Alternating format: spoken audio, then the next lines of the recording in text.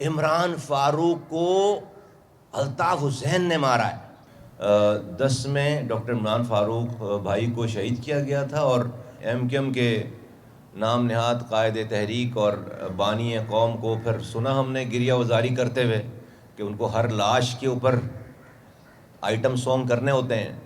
25 सालों से रॉ से पैसे ले रहे थे, सारे document raw doctor Imran Farooq के घर से सारी इसकी मीटिंगों के पेपर निकाल कर ले गई।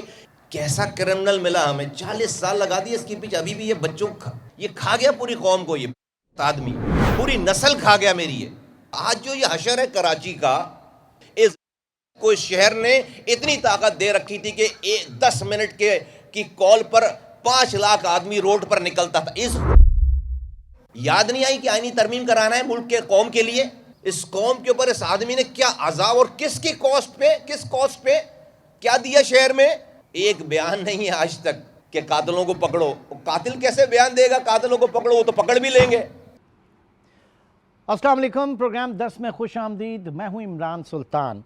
28 दिसंबर विफाकी वजीर सेहत और MQM पाकिस्तान के लीडर और जमशुदा पाक सरजमीन पार्टी PSP के चेयरमैन सैयद मुस्तफ़ा कमाल की हंगामा खेज प्रेस कॉन्फ्रेंस, जिसमें अखलाकियात की तमाम हदूद पार कर दी गईं। मुस्तफ़ा कमाल ने बानी मुत्तहदा को डॉक्टर इमरान फारूक का कातिल डिक्लेयर कर दिया और कहा कि उनके पास तमाम सबूत मौजूद हैं और अगर कभी स्कॉटलैंड यार्ड ने इस केस को दोबारा रीओपन किया तो वो ये तमाम सबूत वहाँ पेश करेंगे।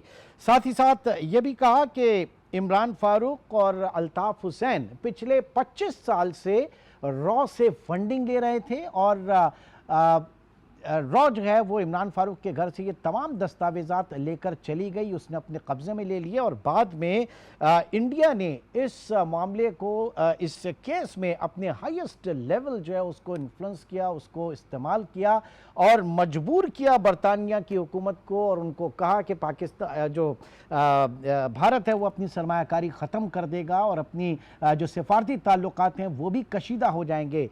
लिहाजा फिर जो है बरतानवी अदालतें जो है वो दबाव में आ गई और उसके बाद इस केस को स्कॉटलैंड यार्ड ने बंद कर दिया, इसको ख़त्म कर दिया, जिसका रिलीफ जो मेजर बेनिफिशरी है वो बानी मुत्तहदा अल्ताफ हुसैन रहे। उनकी इस प्रेस कॉन्फ्रेंस पे कई सवाल खड़े हो गए हैं। आज के प्रोग्राम में हम इन सवालात के जवाबात तलाश करने की कोशिश। कराची स्टूडियो में इस वक्त चीफ रिपोर्टर आज न्यूज़ इख्तिदार अनवर हमारे साथ मौजूद हैं। इख्तिदार, बहुत शुक्रिया आपके वक्त का। फ़हीम सिद्दीकी सीनियर सहाफ़ी और तज्जियाकार और जो इन्वेस्टिगेटिव जर्नलिज्म है उसमें एक बड़ा नाम, फ़हीम सिद्दीकी भी इस वक्त हमारे साथ मौजूद हैं। फ़हीम, आपका भी बहुत शुक्रिया। और लंदन से हमें ज्वाइन किया है मुर्तज़ा अली शाह ने, सीनियर सहाफ़ी तज्जियाकार। मुर्तज़ा, आपका भी बहुत शुक्रिया आपके वक्त का। सबसे पहले मुर्तज़ा मैं आपकी तरफ आऊँगा, मुझे पता है आपकी कुछ इंगेजमेंट्स भी हैं इस वक्त।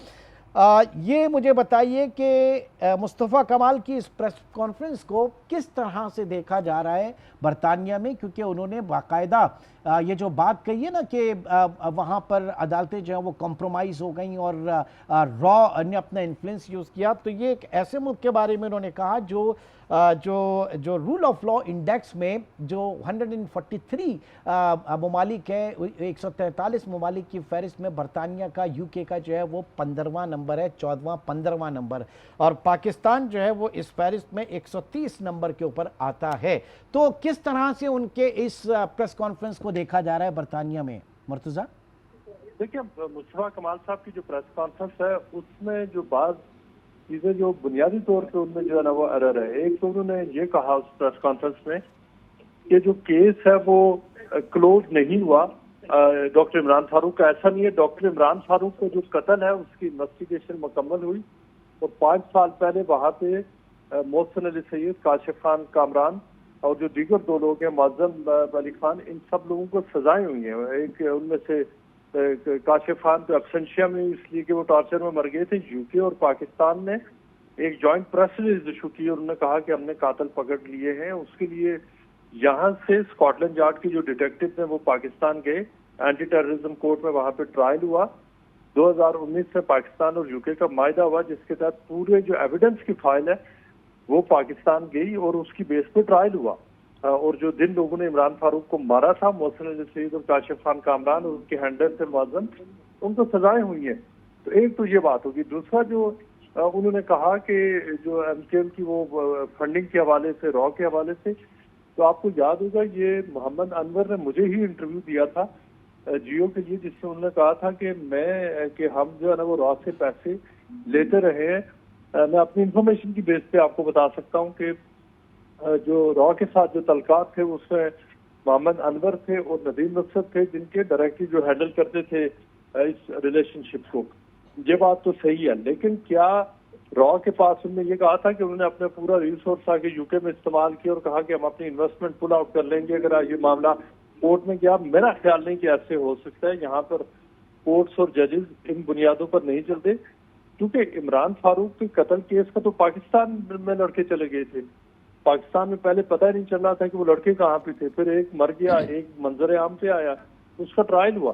तो ये कहना कि वहां पे आकर किसी ने, रॉ ने ये इन्फ्लुएंस किया, रॉ के पास इतनी कोई ताकत नहीं है। बरतानिया में अभी आप देख लें पिछले दिनों यहाँ पे तो रॉयल फैमिली के जो वो जो इस वक्त जो बादशाह हैं उनके भाई के साथ यहाँ पे प्रेस और जो यहाँ पे जो क्या कुछ हो रहा है उनके साथ उनका टाइटल यहाँ से छीन लिया गया, इसलिए कि उनका वो जो जेफरी एप्स्टीन के साथ उनका रिलेशनशिप सामने आया। तो यहाँ पे हम क्या कह सकते हैं कि MI5 ने यहाँ पर ये उनके खिलाफ कराया या MI5 ने ये इन्फ्लुएंस इस्तेमाल किया? ऐसे नहीं है। इंडिया की नहीं तो आदिल राजा के खिलाफ जो केस था उसमें जाहिर है कि वो उसके ऊपर डेंट पड़ी है उसे, तो वहां पे भी यूज नहीं किया। अगर हो सकती है इतना तप्पड़ होता रॉ में तो वहां पे भी इन्फ्लुएंस करता ना फिर वो। देखिए उस तरह के 18 केसेस हैं, एग्जैक्टली आपने सही मिसाल दी। तो उसमें क्या रॉ की कह सकती थी ना कि वो पाकिस्तान मिलिट्री के खिलाफ बोलते, लिहाजा आपने इस बंदे को इस केस में हराना नहीं है और जो पाकिस्तान रिटायर्ड ब्रिगेडियर है उसको हराना है, इनको जिताना है। तो ये केस बहुत ज्यादा सिग्निफिकेंट था। उस केस में जो क्रिमिनल इन्वेस्टिगेशन है वो हुई है। और मैं आपको ये भी बताऊं, उसी डॉक्टर इमरान फारूक के कत्ल केस से जुड़े हुए मनी लॉन्ड्रिंग केस की इन्वेस्टिगेशन हुई। वो केस 4-5 साल चला। एमकेएम को यहाँ पे मिलियंस ऑफ पाउंड अपने लीगल एक्सपेंसेस में देने पड़े। मैं बिल्कुल इस बात से इत्तेफाक नहीं करता कि इसमें कहीं पर वो इन्वॉल्वमेंट थी।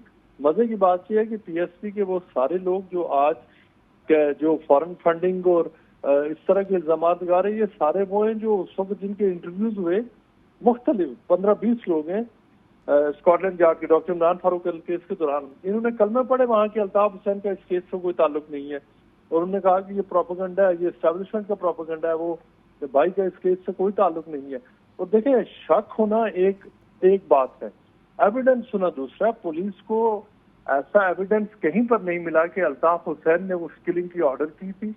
अल्ताफ हुसैन बेनिफिशियरी हो सकते हैं, अल्ताफ हुसैन की शायद ख्वाहिश हुई हो, आई कांट से एनीथिंग, लेकिन पुलिस के सामने एविडेंस कहीं पर सामने नहीं आया कि अल्ताफ हुसैन की इस तरह की कोई डायरेक्टली इन्वॉल्वमेंट थी। अच्छा, एक सवाल और। अभी ये जो कहा जा रहा है कि 6000 पाउंड जमा हुए और शुमाइला फारूक उनकी जो मैयत कराची भेजना थी तो लाखों पाउंड शायद वहां पर जमा हुए, चंदा हुआ है, ये जरा थोड़ी सी हकीकत बताएं क्या है इसमें? देखिए मुझे तो इस बारे में नहीं पता, लेकिन ये जरूर है कि एक सलीम दानिश हैं जो अल्ताफ हुसैन को छोड़ चुके हैं, उनकी तरफ से एक व्हाट्सएप आया था, उससे वो कुछ एक लिंक शेयर कर रहे थे चंदे के लिए। फिर 1-2 और लोगों की तरफ से आया और मैयत के हवाले से मैंने खुद तो ऐसा नहीं देखा, लेकिन ऑब्वियसली यहाँ पर जो अगर मैयत को ले जाने के हवाले से फिर पाकिस्तान से 5 लोगों ने लिंक शेयर किए, लिहाजा मुझे मेरे नॉलेज में नहीं है कि अल्ताफ हुसैन ने इस हवाले से कुछ चंदा लिया, शायद उन्होंने लिया हो, आई कांट से एनीथिंग। लेकिन चंदा वो उनका तो जवाब यही होगा जी कि इस वक्त हम स्ट्रगल कर रहे हैं, हमारे पास पैसे ही नहीं है।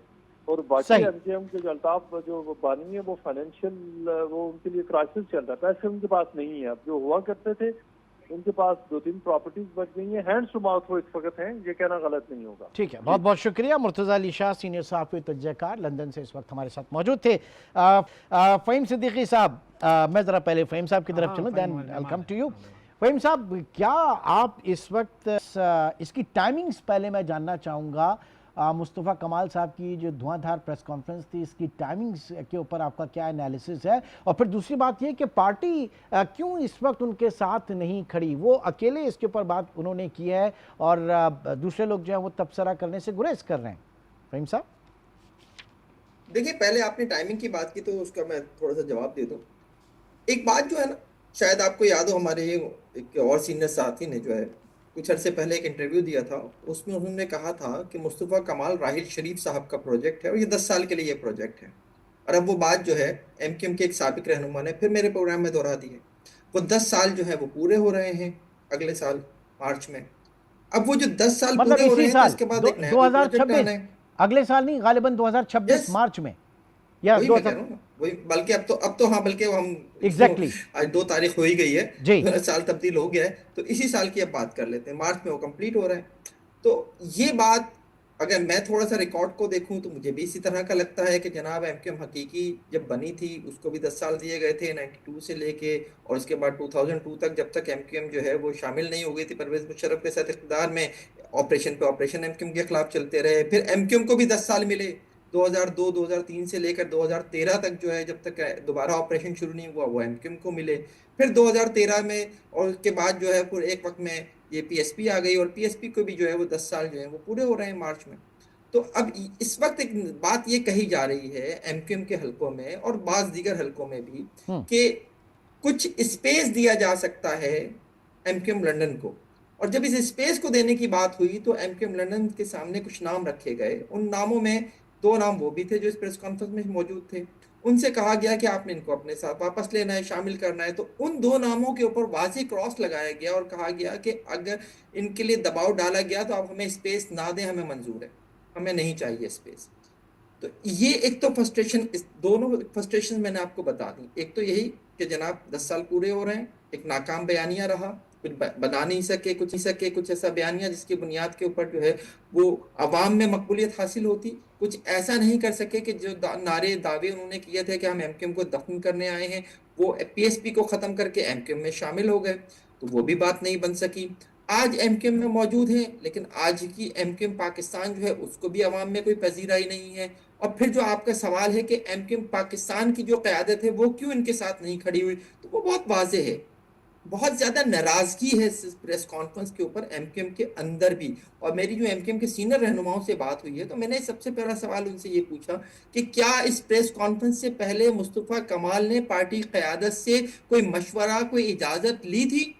उससे कहा गया कि ऐसा कुछ भी नहीं हुआ, सिर्फ हमें इतना बताया गया कि वो एक प्रेस कॉन्फ्रेंस करना चाहते हैं। जब उनसे प्रेस कॉन्फ्रेंस का मकसद पूछा गया और उसका मौजू पूछा गया तो उन्होंने जवाब ये दिया कि एक सरप्राइज है। और जब ये सरप्राइज उन्होंने दे दिया इस प्रेस कॉन्फ्रेंस के जरिए तो उसके बाद जो है वो एमक्यूएम के जो संजीदा लोग हैं उन्होंने इसके ऊपर बहुत ज़्यादा जो है वो रिएक्ट भी किया है। खालिद मकबूल सिद्दीकी यकीनन इसके ऊपर अभी तक खामोश हैं, लेकिन ये खामोशी जो है वो उनको मजीद जो है वो प्रॉब्लम में डाल रही है। क्यों? क्योंकि खामोशी का मतलब नीम रजामंदी भी होता है। या तो खालिद मकबूल सिद्दीकी खुलकर जो है वो ये बात कह दें कि जो कुछ मुस्तफ़ा कमाल साहब ने कहा है वो सब कुछ सही है, या फिर वो इसके ऊपर जो है अपनी वजाहत दे दें कि वो कहाँ खड़े हैं। तो इस वक्त थोड़ी सी सिचुएशन एमक्यूएम पाकिस्तान के अंदर भी जो है ना वो बड़ी अजीब हो गई। और उसको अजीब मैं इन मानों में कहूँगा कि अब जो हम हमेशा से कुछ अरसे से, बल्कि कहूँगा मैं कि हम जब पीएसपी और एमक्यूएम दोनों की बात करते थे एमक्यूएम में कि ये वो 2 धड़े अब इंतहाई हद तक वाजे हो चुके हैं।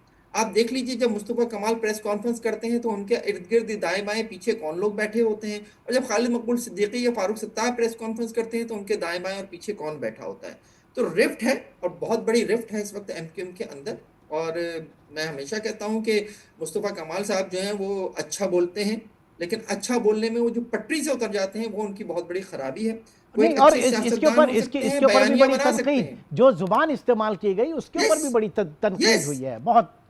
देखें साफ सी बात है, ये जो हम जिस कौम की बात करते हैं इस कौम से दीगर कौमें सीखती थी, तहजीब सीखती थी, तमीज सीखती थी, बोलना सीखती थी। अहले जुबान, उर्दू के लिए कहा जाता था अहले जुबान जी सर, अहले जुबान।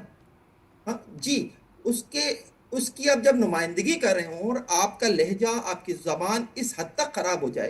मैं एक सवाल जरूर यहाँ पे करना चाहूंगा, मैं चाहूंगा मुस्तफ़ा कमाल साहब अगर उनके लिए मुमकिन हो तो मेरे शो में आके जवाब दें, वरना आपके शो में मीडिया में कहीं पे बैठ के इसका जवाब दें वो कि आप तो एक ऐसे फर्द रहे जो पार्लियामेंटेरियन रहे, आपको एमपीए बनाया गया, फिर आपको उसके बाद जो है वो वजीर बना दिया गया, फिर आपको मेयर बना दिया गया, फिर आपको सेनेटर बना दिया गया। तंजीमी मामलात में मुस्तफ़ा कमाल साहब की मुदाखलत रही कब एमक्यूएम में रहते हुए? तो वो ये बात कहते हैं कि उन्हें ये भी पता है, उन्हें ये भी पता है, उन्हें ये भी पता है। तंजीमी मामलात कभी भी जो है वो ऐसे लोगों से नहीं चलाए जाते थे। ये तो पब्लिक फेस होते थे, ये तो एमक्यूएम का वो फेस होते थे, सॉफ्ट फेस होते थे जिनको जो है वो पब्लिक के सामने पेश किया जाता था। ठीक, तंजीमी मामला तो चलाने वाले लोग ही कुछ और होते थे। मैं आता हूं सर, उस तरफ भी आता हूं, लेकिन उससे पहले एक छोटे से ब्रेक की कॉल है। ब्रेक के बाद भी नाज़रीन फ़हीम सिद्दीकी भी हमारे साथ मौजूद हैं और इक़्तिदार अनवर भी। एक छोटे से ब्रेक के बाद दोबारा मिलते हैं। Welcome back. इक़्तिदार, पार्टी इस प्रेस कॉन्फ्रेंस से बेखबर थी, उनको पता नहीं था और एक सरप्राइज़ की बात हुई। सरप्राइज़ सबने देखा। टाइमिंग्स कितनी अहम है। और फिर जैसे फ़हीम अभी बात कर रहे थे स्पेस की, तो वाकई कुछ स्पेस आपको लग रही है? किस किस वजह पे फ़हीम कह रहे हैं, या फिर एक जो समझ में आ रही है बात? बहुत शुक्रिया इमरान भाई। फ़हीम भाई ने, मुर्तज़ा भाई ने आपसे बात की। देखें, हम किसी भी मामले में ये देखते हैं कि उसका बेनिफिशरी कौन है। मुझे ऐसा मालूम चलता है कि ना सिर्फ MQM पाकिस्तान बेखबर थी, बल्कि बहुत सारे और लोग भी बेखबर थे इस सारे मामले से। इस प्रेस कॉन्फ्रेंस ने 2 लोगों की एंट्री दोबारा कर दी है। एक वो कि जिन पे पाबंदी थी, आज कराची में हर जगह पर ज़बान ज़दाम है ये प्रेस कॉन्फ्रेंस, लाइमलाइट में आ और गए। दूसरा खुद मुस्तफ़ा कमाल साहब, जो कहीं बताए ना वो प्रोजेक्ट लॉन्च हुआ, फिर वो आए, फिर वफाकी वज़ीर बना दिए गए, तो कहा था यार सब एक ही लाइन में, बस वजारत मिल गई, खुश हो गए। हाँ भाई, ये कहता कि शायद वो अच्छा, वजारत देके साइड लाइन कर दिया। तरह की फिर आप बातें देखें, मैं आपको ये बताऊं कि वो जो MQM का एक धड़ा था, जो कि हमारे प्यारे गवर्नर सिंध कामरान टिसोरी की लॉन्चिंग में लगा हुआ था कि कराची की मजबूरी है, टिसोरी ज़रूरी है, फलान फलान, वो टॉपिक कहीं अब ख़त्म हो गया। अब बात हो रही है मुस्तफ़ा कमाल शॉल वॉल पहन के, और हाँ, हलीम शलीम बना रहे हैं, खिला रहे हैं पूरा, सबको, वो स्टाइल कॉपी कर रहे हैं, कहीं और कहीं 1 कह भी 2 रहे हैं। 3 करके खामोश भी करा रहे हैं सबको। वो भी एक स्टाइल अपनाने की कोशिश कर रहे हैं। तो वो अब बातचीत जो है वो बिल्कुल कहीं पीछे चली गई। और फिर MQM पाकिस्तान के लीडरान की जो खामोशी है, जिस तरह फ़हीम साहब कह रहे थे, तो वो भी समझ से बलातर है कि वो खुल के सामने आए या छुप जाएं। छुपते हैं तो लोग कहेंगे कि जनाब देखा, और खुल के सामने आते हैं तो जो कुछ कराची में हो रहा है भाई, दुनिया भर में मिसाल ये है कि MQM वो बदकिस्मत जमात है जिसे एक इंस्पेक्टर लेवल के बंदे ने तोड़ दिया। यानी कि वो ठाकुर अगर फारूक सत्तार के हाथ डाल के ना ले जाता, भाई बड़े बड़े ऑपरेशन हुए, नून लीग पे हुआ, काफ लीग बना दी गई, पीपल्स पार्टी पे हुआ, पेट्रोट बना दी गई। इन दिनों आप देखें PTI फलान चीज़ें, वो लोग रहे। इनके साथ प्रॉब्लम ये हुआ कि यार ये एक ही उसके अंदर अगले दिन आके बैठ गए और काम शुरू हो गया। अब मसला ये है कि जो कराची में फ़हीम भाई बताएंगे, मुझे तो लगता है 5 MQM हो गई, एक नहीं है। नहीं, वो जो स्पेस की बात वो कर जो रहे हैं ना, वो तो मैं आता हूँ 5 उसमें। हाँ, वो जो डिस्कशन है उसके अंदर तो अब मुस्तफ़ा कमाल है या अल्ताफ़ हुसैन है, दूसरी बात नहीं है। नहीं, लेकिन आप सही कह रहे हैं। ये मामला तो फिर शुमाइला फारूक जो है, शुमाइला इमरान फारूक, उनकी मैयत जब पाकिस्तान पहुंची, मैं आपके नाज़रीन की मालूमात के लिए बताऊं, फ़हीम भाई भी तस्दीक करेंगे इस बात के, कि वो जो लंदन धड़ा था उसने पाकिस्तान में किसी को लिफ्ट नहीं करवाई। उन्होंने अपने लोगों का नंबर दिया कि जनाब ये हमारा तर्जुमान है, आप इससे राब्ते में रहिए। उनके शुमाइला इमरान को भी वो अपने आप को भी बिनते नज़ीर लिखती थी, कॉलम्स में अपने आप को बिनते नज़ीर लिखती थी। अल्ताफ़ हुसैन उनको अपनी बहन बोलते थे, और इस लिहाज से ही वो काम होता था। तो MQM लंदन ने जो है वो अपने नुमाइंदे का नंबर दिया, उनके लोगों ने अरेंजमेंट की, वो जनाजे में मौजूद रहे, कब्रिस्तान में मौजूद रहे, उनके घर में मौजूद रहे वहाँ पर। तो ऐसा लगता है कि शायद प्रोजेक्ट को ये लगा कि यार अब हम तो कहीं जा रहे हैं और इनको स्पेस मिल रही है। तो उस स्पेस की भी 2 तरीके से चीज़ें हो सकती हैं कि या तो कमाल साहब ने फील किया कि भाई नया प्रोजेक्ट लॉन्च हो जाएगा उस्ताद, इनको रोको, और दूसरे वालों ने ये कहा कि जनाब नहीं, इनको काम करने दो। तो MQM जो घबराई हुई थी उस पर एक और ढंट मार दिया मुस्तफ़ा कमाल ने। अब वो परेशान है कि वो जाएं किस तरफ, इस तरफ जाएं या उस तरफ। जी फ़हीम साहब क्या कहिएगा इस वक्त? असल चीज़ जो है वो टाइमिंग्स के हवाले से ना, कि हर चीज़ अगर बेहतर चल रही है तो इसमें परेशानी वाली कौन सा एलिमेंट था? वो परेशानी वाला एलिमेंट ये बता रहे हैं इस वक्त इक़्तिदार। देखिए, मैंने कुछ चीज़ें आपके सामने रखी और मैंने आपको बताया कि टाइमिंग क्यों ऐसी हुई इस प्रेस कॉन्फ्रेंस की। और इस प्रेस कॉन्फ्रेंस में ये बात बिल्कुल ठीक है कि जो बानी मुत्तहदा हैं उनको इस प्रेस कॉन्फ्रेंस से जो है वो काफ़ी वो सामने आए हैं, आगे आए हैं। और मैं तो ये कहूँगा अज़राए मजाक कि उन्हें एक कॉल जो है मुस्तफ़ा कमाल को करके फिर एक दफ़ा एक पप्पी इधर एक पप्पी उधर कह देना चाहिए कि तुम मुझे दोबारा से सामने ले आए। तो मुस्तफ़ा कमाल साहब ने जो प्रेस कॉन्फ्रेंस की उस पे जो बातें आपसे अभी मुर्तज़ा अली शाह कर रहे थे उनमें थोड़ा सा इजाफा करूं मैं। बिल्कुल। तो जनाब आप ये देखिए कि वो ये कहते हैं कि जनाब इमरान फारूक साहब ने अपनी डायरी में लिखा हुआ था कि जनाब उनकी रॉ से मुलाकातें होती रही हैं और उनके पास वो डायरी मौजूद है। इसके साथ साथ वो ये भी कहते हैं कि जनाब अल्ताफ़ हुसैन साहब ने पाकिस्तान में फ़ोन किया नशे की हालत में और कहा कि ये शख्स मुझे तंग करता है और यहाँ प्लान हो गया। तो भाई कौन था 2010 में? एमक्यूएम कौन देखता था पाकिस्तान में? कौन देखता था कराची में? एमक्यूएम मैं का बताता हूँ ना जिम्मेदार आपको कौन था? सर, ये भी तो बताए ना। 2010 में तंजीमी सेटअप जो था वो उसके इंचार्ज थे हम्माद सिद्दीकी, और जो तंजीमी मामलात देखा करते थे वो अनीस कायम खानी देखा करते थे। सियासी मामलात जो हैं वो तो डॉक्टर क्या अल्ताफ फारूक। हुसैन ने अनीस कायम खानी साहब को फोन किया था? अगर मुझे नहीं किया था पता, तो वो मैं तो बताते आपने जो बराबर में पूछा बैठे हुए। मैं उस पर बता रहा हूँ कि मैं मुस्तफा कमाल की बात को आगे बढ़ा रहा हूँ, मैं मुस्तफा कमाल साहब की बात को आगे बढ़ा रहा हूँ कि अगर अल्ताफ हुसैन साहब ने फोन किया था उस रोज, इस तरह का कोई कॉल की थी, तो वो कॉल रिकॉर्ड पे होनी चाहिए। अल्ताफ हुसैन कॉल करे लंदन से और तो यहाँ पे रिकॉर्ड ना हो, ये तो हो ही नहीं सकता। अच्छा ना और यहाँ अल्ताफ की हुसैन कॉल ना, करें और मतलब स्कॉटलैंड यार्ड रिकॉर्ड ना करे, ये भी नहीं हो एग्जैक्टली सकता। मतलब ना पाकिस्तान की एजेंसी ना स्कॉटलैंड यार्ड या वहाँ की एजेंसी किसी ने रिकॉर्ड नहीं की, और यहाँ पे इनके पास है, वो डायरी भी इनके पास है। अच्छा, अब डायरी के हवाले से जरा अनीस एडवोकेट साहब का स्टेटमेंट सुन लीजिए जो हाँ। वो कहते हैं, और बड़ा क्लियर उनका मौक़िफ़ है। वो कहते हैं कि इंटरनेशनल सेक्रेटेरिएट में एक कैबिनेट जो है वो डॉक्टर इमरान फारूक साहब के इस्तेमाल में था, और जब 1 साल का वक्त हो चुका था, वो जो है सेक्रेटेरिएट नहीं आ रहे थे। हाँ। मुख्तलिफ प्रोग्राम्स में आ जाते थे लेकिन बाकायदगी से नहीं आ रहे थे। हाँ। तो जब उनका मर्डर हुआ है तो उसके बाद उस कैबिनेट को जो है वो तोड़ा गया। उस कैबिनेट में से एक डायरी मिली जो डॉक्टर इमरान फारूक साहब की अपनी हैंड राइटिंग में है, 150 सफ़ात की। वो कहते हैं कि वो डायरी है। उस डायरी में अनीस एडवोकेट का ये कहना है कि ये तक लिखा हुआ है कि आज इमरान फारूक साहब ने एक जगह लिखा कि मुझसे जो है वो अनीस एडवोकेट ने आज तक कलामी की, जिसका मुझे बहुत अफसोस हुआ है। ये तक लिखा हुआ है उसमें, लेकिन अच्छा उसमें वो कहते हैं कि नहीं कहीं लिखा, उस बात इस तरह ये की नहीं कोई चीज लिखा नहीं कि लिखी हुई। मैं करूँ उसमें ये नहीं लिखा कि मैं मतलब रॉ से इतनी फंडिंग ली गई और रॉ के इतने चक्कर लगे, ये सब कुछ नहीं लिखा उसमें। इमरान फारूक जो तंजीम का लिटरेचर लिखा करते थे, जो इंतहाई ज़हीन फतीन समझे जाते थे, वो अपनी डायरी में ऐसी बातें लिखेंगे? कैसी बातें कर रहे हैं मुस्तफ़ा कमाल साहब? और कौन सी डायरी है उनके पास? और फिर अगर है उनके पास ऐसे कोई डॉक्यूमेंट उनके पास हैं, तो क्यों नहीं जाते स्कॉटलैंड यार्ड? जाइए ना।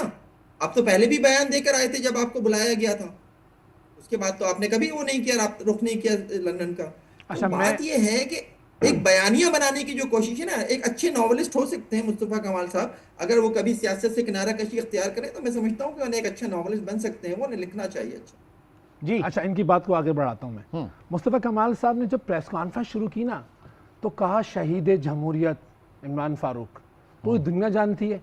माइंड तो अल्ताफ़ हुसैन का इमरान फारूक थे।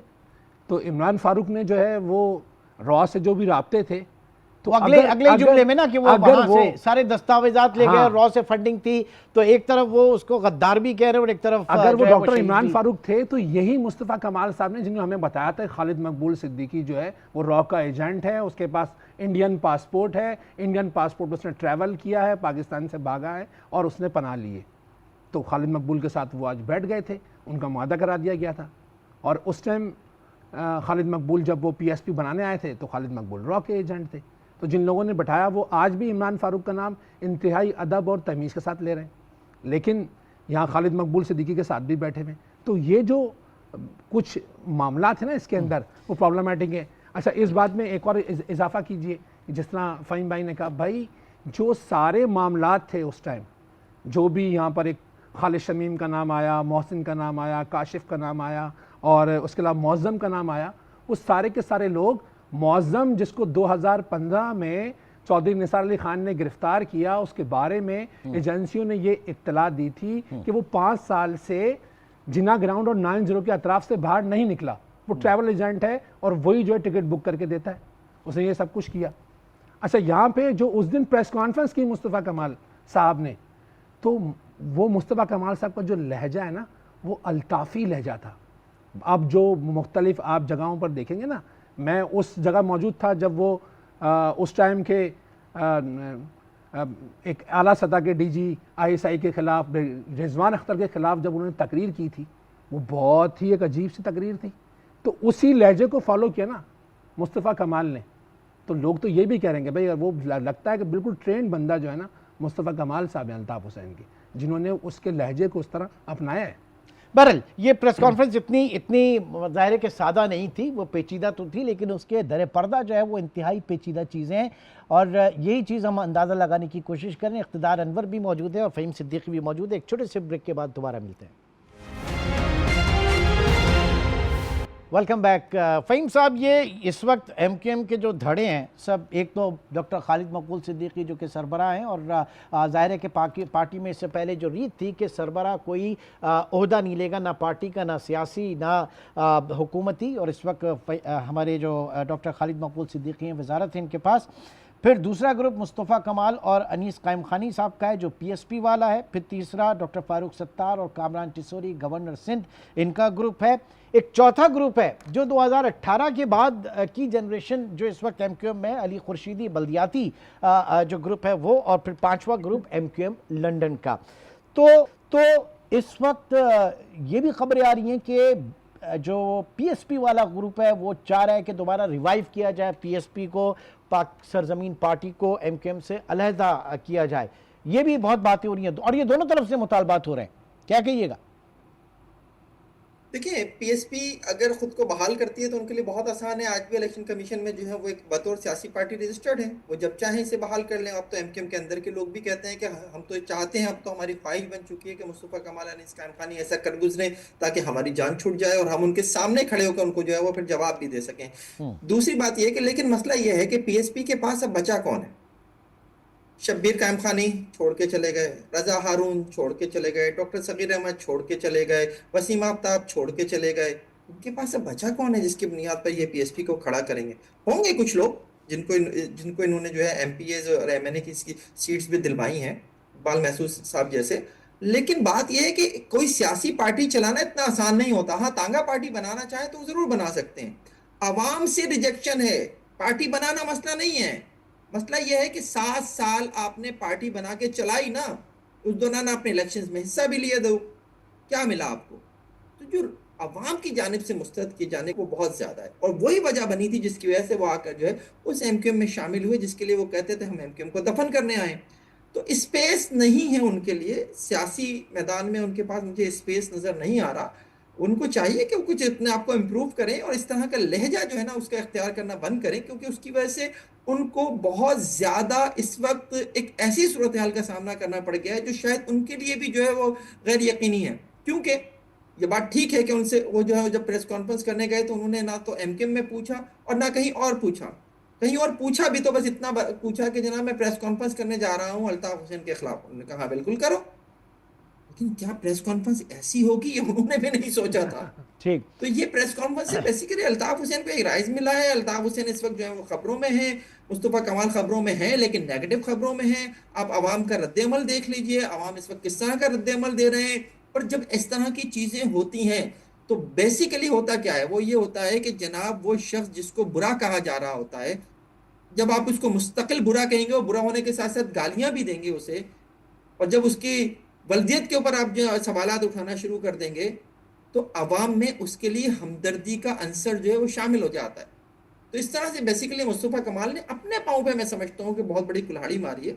उन्हें अभी भी चाहिए कि वो आएँ, वफाकी वज़ीर भी हैं, किसी वफाकी वज़ीर के लेवल पे इस तरह का जो है वो लहजा ज़बान का इस्तेमाल उन्हें ज़ैब नहीं देता। और आप ये देखिए कि इस लहजे की वजह से, इस ज़बान की वजह से आयशा गुलाली जैसी खातून ने जो है वो अल्ताफ हुसैन की हिमायत में बयान दे दिया, और भी कई जानिब से इस तरह की बयानात आए हैं। ये नहीं होना चाहिए। उनकी जो वफाकी वजारत है, मैं तो समझता हूँ शायद वो भी खतरे में पड़ चुकी है इस लहजे ज़ुबान के बाद। जी इक़्तिदार, ये जो अलहदगी की बात हो रही है, दोनों तरफ से जोर दिया जा रहा है।